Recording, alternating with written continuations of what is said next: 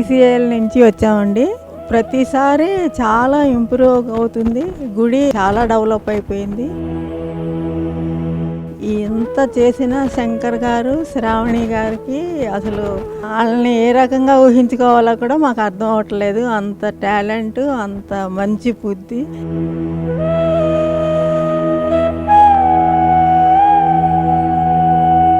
అనాథలకి అన్నదానం చేయాలనే వాళ్ళ ఆలోచన, ఇవన్నీ చాలా ఆశ్చర్యం అనిపిస్తాయి. ఒక కుటుంబం పోషించుకోవడానికే మనిషి ఎంతో ఆలోచిస్తాడు. అలాంటిది ఇంత పెద్ద కుటుంబం, ఆయన 600 పైన సిబ్బంది, పైనుంచి పని వాళ్ళు అందరికీ ఆయన అన్నదానం చేస్తున్నారంటే భగవంతుడు ఆయనకి, ఆయన కుటుంబానికి చాలా చాలా చాలా అభివృద్ధి చెందాలి. ఆయన నిండా నూరేళ్ళు ఆయుర ఆరోగ్య ఐశ్వర్యాలతో ఉండాలి అని ఆశిస్తున్నాం.